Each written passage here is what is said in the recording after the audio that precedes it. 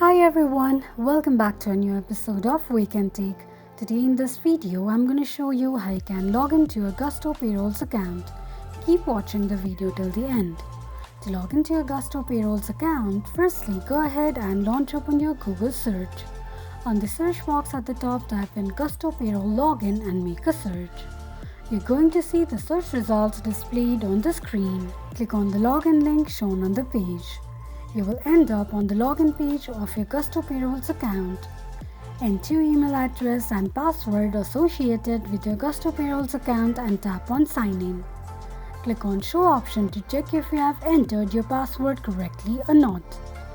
In case if you want your ID to be remembered next time you log in, tick mark on the box that says Remember this device.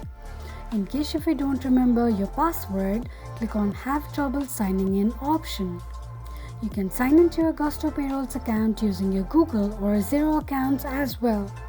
This is how you can log into your Gusto Payroll's account quickly and easily just in few steps. If you have any thoughts or queries, let us know in the comments section. Don't forget to subscribe to our channel.